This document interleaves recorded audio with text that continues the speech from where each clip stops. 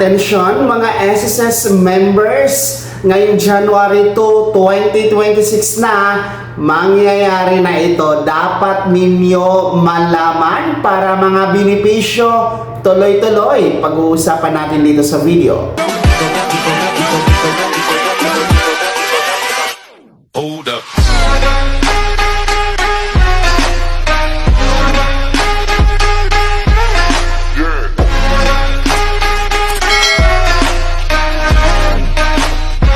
Hello mga ka-vlogs! Welcome dito sa aking YouTube channel. Magandang araw po sa lahat ng mga manonood. Saan po kayong dako sa mundo? Kumusta kayo mga ka-vlogs? Eto ha, ngayon pong January 2, 2026, no? After New Year po ito, araw ng Biyernes, may importanteng bagay na mangyayari po na dapat alam ninyo mga miyembro ng SSS para mga benepisyo tuloy-tuloy po. Mamaya-maya tatalakayin natin, pero kung bago ka pa lang dito sa aking YouTube channel o di ka pa nakasubscribe, i-click nyo muna ang subscribe button na nasa baba. Huwag kalimutan na pindutin ang notification bell. Ilagay sa all para updated ka sa lahat ng mga videos na i-upload ko. So eto na nga po no, mga miyembro na SSS ha, mahalaga ito na anunsyo at abiso para sa inyo. Kakapasok lang, posted dito sa official Facebook page ng SSS. Ito po ay paalala para sa ating mga overseas Filipino workers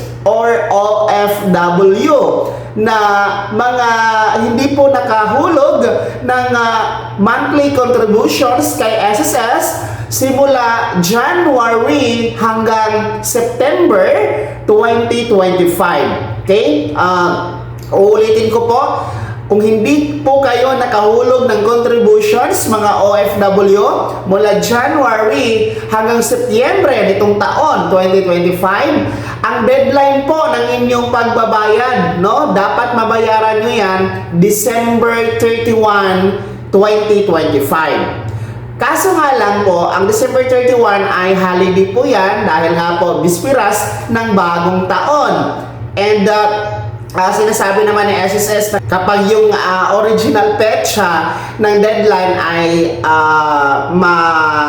malagay no, sa holiday o di kaya weekend, so mapuproceed dito the next following day na working day ni SSS. So, instead of December 31, dapat January 1. Kaso nga lang, regular holiday din po ang January 1. No? Yan po ay bagong taon talaga. So, ang magaganap niyan, no, ma-move, no? Aabante po sa January 2, 2026, araw yan ng Biyernes, ang deadline po ng pagbabayad ng contributions ninyo, mga SSS members, na mga overseas Filipino workers or OFW. So tandaan niyo po yan, no, that is Philippine Standard Time ang gagamitin, no, para tuloy-tuloy po ang inyong mga benepisyo na makukuha, no, gaya po ng pag-avail ng iba't ibang klase ng SSS loan benefit, no, gaya ng salary loan, calamity, restructured, emergency, and educational loan, no, ay tuloy-tuloy nyo yan makukuha kapag updated din po ang ating contributions.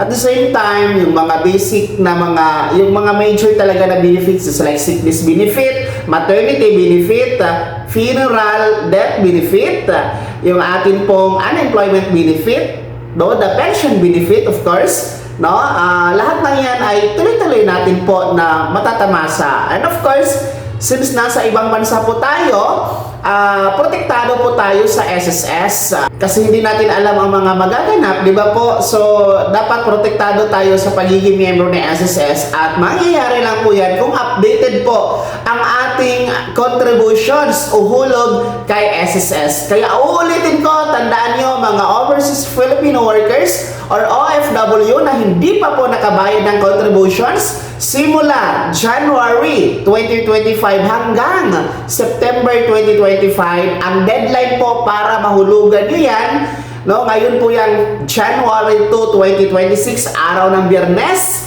mga OFW SSS members. Kaya tandaan nyo po yan para tuloy-tuloy ang benepisyo na makukuha sa SSS. Kaya naman ha, sinusan nyo dito ang mga OFW natin no, na mga hindi pa nakabayad ng contributions. Meron po ba? Saan po ba kayong dako sa mundo? No? Pag-i-komento naman sa comment section na nasa baba. Pakilakip na buong pangalan kung taga saan kayo para naman alam ko kung saan naaabot itong ating video. Bago ka magtapos sa video na to, kung gusto niyo pong sumuporta sa aking YouTube channel, maaari niyo pong i-click ang ating super thanks button na nasa baba. Sa mga gusto mong i-membro, pwede i-click nyo lamang ating join button. Maraming perks dyan mga vlogs. Be my member now. Sana naging gabay ang video na to kahit pa paano na pag-uusapan natin ang mga mahahalagang bagay-bagay na may kinalaman po sa pagiging miyembro, benepisyaryo at pensyonado sa SSS. Kung hindi ka pa nakasubscribe dito sa aking YouTube channel, maaari nga nang i-click ang ating subscribe button na nasa baba. Huwag kalimutan na pindutin ang notification bell, ilagay sa all para updated ka sa lahat ng mga videos na i-upload ko. Maaari nyo rin i-like ang video na to. Kung meron ka pa magkatanungan, maaari nyo i-komento sa comment section na nasa baba. Paki-follow na din po ang aking official Facebook page na nasa screen nyo. Muli po, ako si Daniel Timpawa na nagsasabing dito sa aking YouTube channel, pawang katotohanan at lahat totoo lamang.